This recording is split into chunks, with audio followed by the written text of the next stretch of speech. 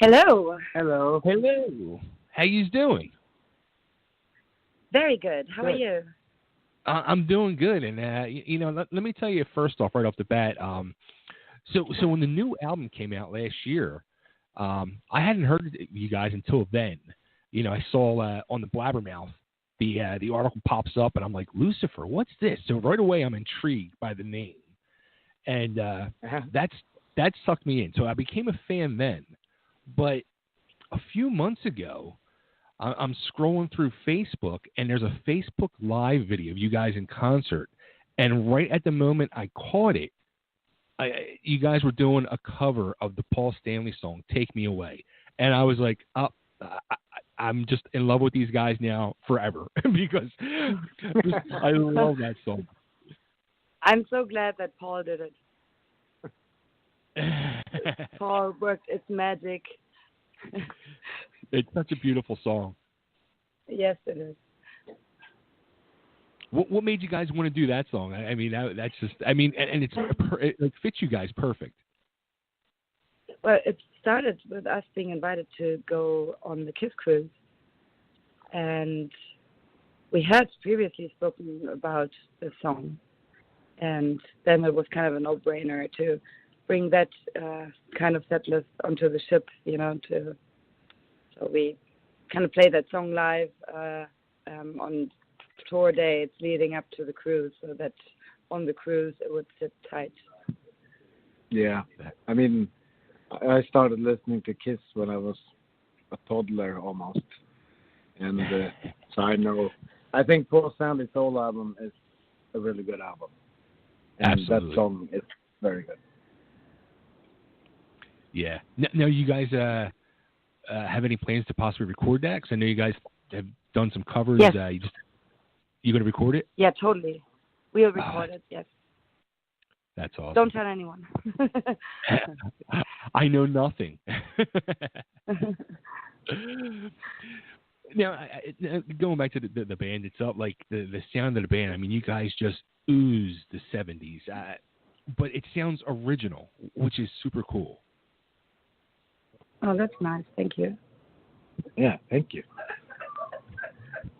But then it makes me think like you can hear the influences of the 70s, and then you have like there's the band out there now, Greta Van Fleet, that they have this whole Zeppelin influence, and it's just like I hear them and I just want want no parts of them, and then I hear you guys, it's like, yes, give me more Lucifer, please.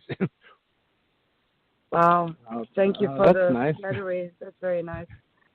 Yeah, I think we should sell us or be as big as those guys. Well, I think we should switch around the popularity there. Absolutely. Obviously. Absolutely. I think classic rock and roll, hard rock, heavy metal should have a place in the mainstream again. It should. I really scratch my head at times and wonder like why it doesn't. But yes. I think. But maybe like it will come around. Yeah, I think bands like you guys, like that, with the 70s sound, because the 70s is, that whole thing is, the whole retro thing, just people are embracing it again, and stuff like vinyl and stuff that people are loving again. I think it's just a perfect time for a band like you guys to like break through. Let's see about it. Now, how about the name itself? Like, what made you guys want to call it Lucifer? And were you just kind of like maybe yes, maybe no, or was like an instant thing like yes, let's do this? Well, when I founded the band, I wrote down potential band names, and Lucifer, I thought I can't really do that. I had it on a piece of paper. And then the more I thought about it, I was like, why the hell not? I mean, it's one word. It's super catchy. It has 7 letters. 7 is my favorite number. People will hate me for it, but also you can't forget it. Right. It's very in your face. And then, of course, what Lucifer stands for. But also, it would make a great logo. Sure. Sure. all these classic rock bands that I love, many of them have like one word that you don't forget as a band name. So yeah, I thought, okay, you can't really do that, but I'm going to do it anyways. I did get some shit for it. I still do sometimes, but oh well. Now, wasn't I think I read somewhere like your family, like you had a lot of Christian pastors in your family. So like, did that like freak them out when you called the band Lucifer? Well, I don't think it's so like. Well, the thing is that my mother's part of the family. Yeah, there's like a bunch of pastors. My grandfather, he had a like really high position in church in Berlin. But he passed already. So, but he, even back then when I was a teenager and I had like black hair and I was walking around in black, I think because they're Protestants, so they're a little bit more liberal. It's not like the diehard Catholic. You're not the literal going to hell kind of Christianity. Yeah. It's more like a humanistic European approach to it. It's like the Protestants in Germany, they are pretty liberal, and I mean, my cousin, she was like a complete goth, and her mom is a pastor, and that was totally fine. So I think it was more a little bit that they thought it might be a phase for me, No, okay. But okay. here I am, like 25 years later, and They always hope it's a phase. I remember when I was growing up, and I came from a Catholic family, and in the 80s, when I was really getting into the whole music scene and everything, like my mom was just begging, like, please tell me this is a phase. Please tell me this is a phase. And I start teasing my hair out. I'm wearing nail polish. She's like, please tell me this is a phase. I just told Nicke the other day when I started to discover metal. I had this friend, and she and I used to go like to cemeteries together and so on. And she was Polish, and her mom in Poland, like you have a lot of crazy Catholics. So she was raised super Catholic. Her mom, like extreme. So her mom took all her stuff and threw it out the window. So I inherited like a B-side album. That was my first death metal CD. That's awesome. Now, how about you guys had an original member, Gaz Jennings, who left the band, and he was like one of the main songwriters on the first album. So was that like a tough blow for you? Did you think to yourself like, you know what, maybe this isn't going to happen? No, it was more a good opportunity because I am grateful for the one album that Gaz and I wrote together, but also the thing is, because my initial idea for Lucifer was way more the way Lucifer sounds now. Back then I was looking for somebody to write with, and then I found Gaz and we wrote the album together. And the first album, because of Gaz's style of playing guitar, it's very particular. You hear that he played in Cathedral, and that kind of made that album way more like doom, 90s doom sounding than I had originally planned for Lucifer, which was great though. I loved that album, and I'm very grateful for the first album with him. But at the same time, when he left, yes, I was surprised because he did not tell me before. There was no falling out, no problem, so I did not see it coming, But when he left, I had already met Nicke, and of course I was surprised. At the same time, after you digested, I thought, oh, this is actually a great opportunity. Now I can turn Lucifer into the direction that I had initially planned. And I spoke to Nicke about it, and Nicke was like, how about I, write with you?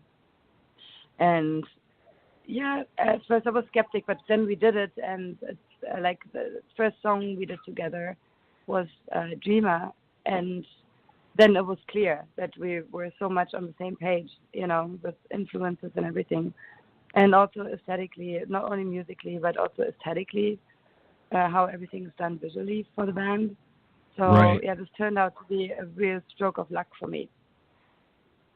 Wow.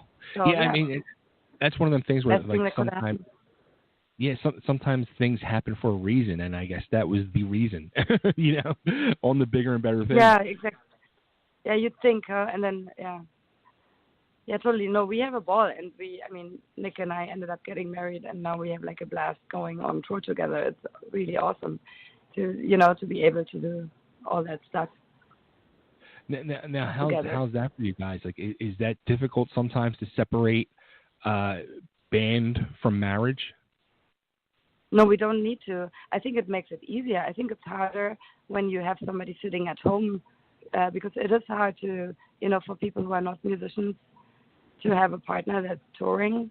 That can create a lot of tension. This is actually awesome. So I get to enjoy being on tour and have him here. We don't have to miss each other. That's really cool. That's awesome.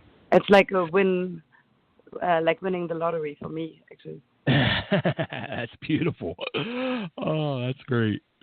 Now, Nick, when you approached this Lucifer writing, how did you approach it any differently than you would like the Helicopters? Yeah, because usually I write, I would say 99% of the time I write with myself. So I don't team up with anyone. And I'd never really done this before. So I was curious and excited to see if it was going to work. I had a feeling it would. So what I did was I just started sending Johanna like sketches, Well, first we kind of talked about the direction. Like what kind of song should we, like, what kind of material should we have? We talked about stuff, and then I sent her like pretty simple garage band demo sketches, which Johanna then started working on with lyrics and melodies and stuff, and then we talked about that, and it was pretty easy, and it's cool because it would never, a song that we write together would never be the same as if I wrote it myself, because you would do things different than me, and I really like that. Mm-hmm. That's cool. So no, it's good. I thought maybe I would have a problem with writing with someone else, not you in particular, Johanna, but like with anyone. but I think maybe if I tried it, like, actually, I what did I ask? I said to Nick, do you think this would make you approach things differently in the future? The fact that you've written now with Johanna and you've written with somebody else. For other stuff than Lucifer, you mean? Yeah, other than Lucifer. No, this co-writing thing is exclusively Lucifer. No, I have no idea. It was, it's in with the other bands that I don't really.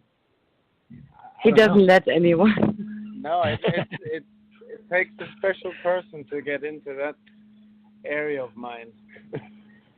No, I have no idea. I haven't really thought about it, but I guess since we've done it, of course, maybe that. Yeah, like you said, maybe that opens up something, but I haven't really given that any thought yet. And I guess things just kind of happen in life. Yeah, you don't plan it. But no, you're probably right. Now, you guys are out here on tour in the States. Is this the first time you guys came here to the States to tour?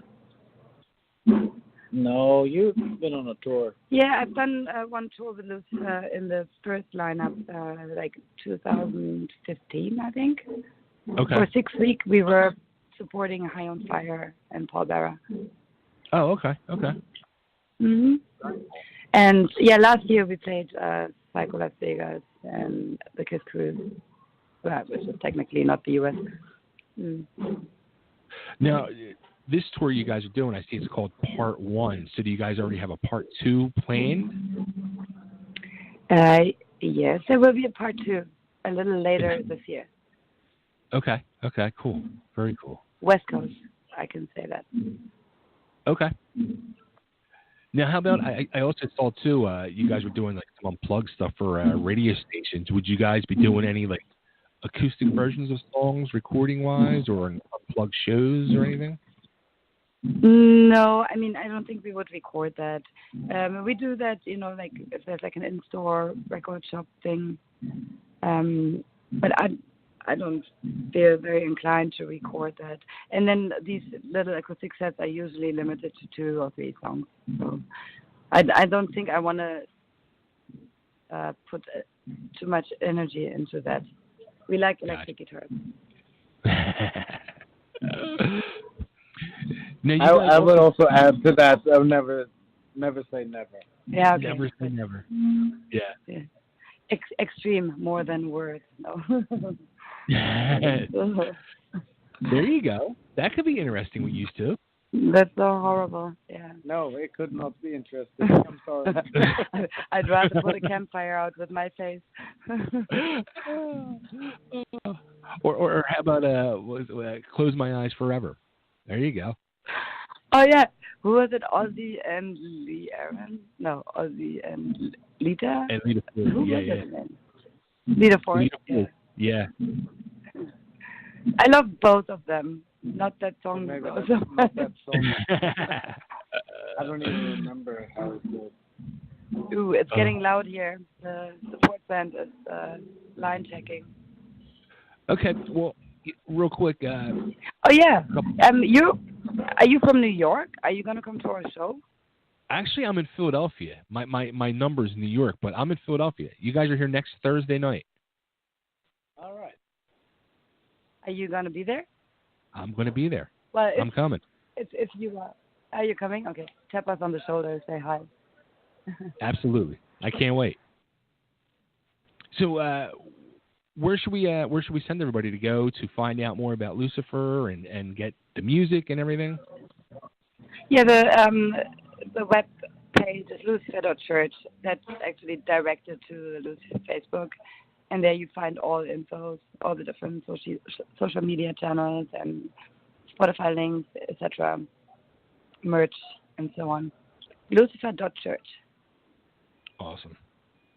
And before I let you guys go, if you can just cut an ID for me. This is Johanna and Nick of Lucifer, and you're listening to Totally Driven Radio. Right. Yeah. Hi, this is Nick. And Johanna of Lucifer. And you're listening to Totally Driven Music. Is that right? No, Totally Driven Radio. Radio. There you go. Shall we do it again? Yeah, go let's ahead, do it again. Okay. Hi, this is Nick. And Johanna of Lucifer. You're listening to Totally Driven Radio. Oh. Awesome. Thank you so much, guys, and I'll see you next week. All right. All right. Thank you. It was super nice talking to you. Thank you for having us. You too. Absolutely. All Good right. luck with everything. Congrats and be safe out there. All right. Thank you so much. Thank you. You're welcome. Bye-bye now.